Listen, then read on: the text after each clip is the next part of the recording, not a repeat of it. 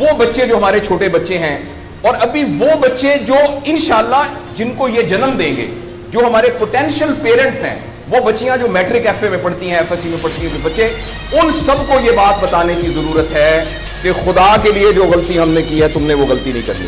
اپنے value system کو ٹھیک کرنا ہے۔ میں نے سر ایک سٹڈی کی، ابھی وہ جاری ہے،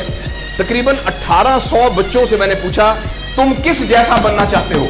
اور یہ 8 سال سے کم عمر کے بچے کے۔ آپ یقین کریں بچوں نے جو کہا وہ یہ کہا میں میسی کی طرح بننا چاہتا ہوں جو فٹ بالر ہے، کسی نے کہا میں عاطف اسلم کی طرح بننا چاہتا ہوں، کسی نے انڈیا کے اداروں کا نام لیا، کسی نے نہیں کہا میں ابو بکر کی طرح بننا چاہتا ہوں، کسی نے نہیں کہا میں حضرت علی کی طرح بننا چاہتا ہوں، کسی نے نہیں کہا میں قائد اعظم کی طرح بننا چاہتا ہوں، کسی نے نہیں کہا میں عبدالستار ریدی کی طرح بننا چاہتا ہوں۔ ایک بچی نے صرف کہا کہ میں حضرت فاطمہ کی طرح۔ میں نے اپنے یوٹیوب چینل پہ اس کا بچی کا انٹرویو لایا، چھوٹی سی بچی نے کہا میں پارک میں پھر رہی تھی، میں نے کہا بیٹا تم کیا بننا چاہتی ہو؟ کہتی میں حضرت فاطمہ کی طرح بننا چاہتی ہوں۔ تو میرے دوستو، ہم نے اپنے بچوں کے رول ماڈل ہی غلط کر دیے ہیں۔ ہم نے اس لیے مجھے اور آپ کو بہت سیریسلی اس بات پر غور کرنا ہے۔ میں آپ سے عرض کروں،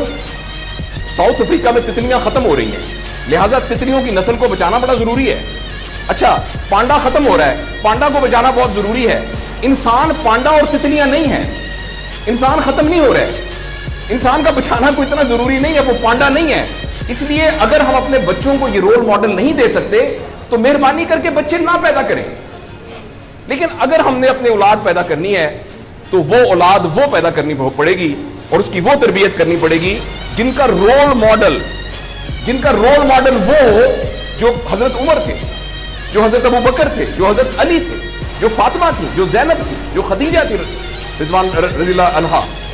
یہ ہمارے رول ماڈل ہمیں پیدا کرنے پڑیں گے، اور یہ تب ہوگا جب ہمارے اندر سے یہ دو چیزیں ختم ہوں گی۔ نمبر ایک، ہم پیسے کی بنیاد پر اپنے آپ کو بڑا نہ سمجھیں، اور دوسرا یہ کہ ہم فرد کو فرد کے لیے تیار نہ کریں، فرد کو معاشرے کے لیے تیار کریں۔ میرا بیٹا تو 1100 میں سے 1100 نمبر لے کے ڈاکٹر بن کے ایک جگہ پر اسسٹنٹ پروفیسر لگا ہوا ہے، معاشرے کو کیا فائدہ ہوا ہے؟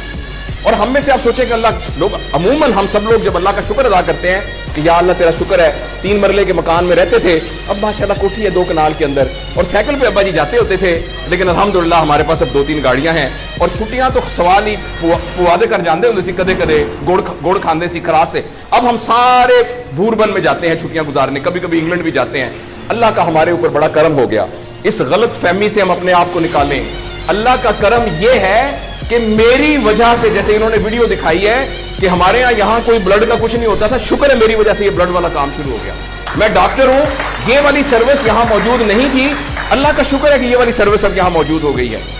اللہ کا شکر ہے یہ ہو رہا ہے۔ سروس اورینٹڈ جب تک ہم اپنے بچوں کو نہیں ڈیولپ کریں گے، اس وقت تک میں آپ کو بہت دکھ سے اعلان کرتا ہوں، بڑی ہی تکلیف کے ساتھ، میں بہت آپٹیمسٹ آدمی ہوں،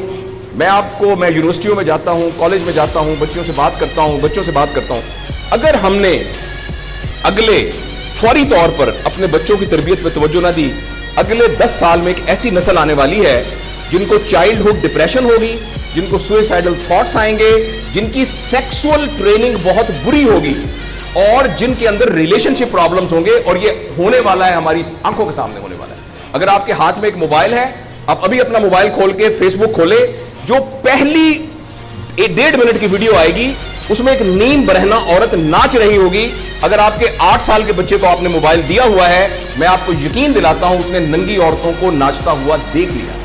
اور وہ سارے ایکٹ جن کو منہ سے بیان کرتے ہوئے ہمیں شرم آتی ہے، وہ آپ کے 8 سال کا بیٹا اور 8 سال کی بیٹی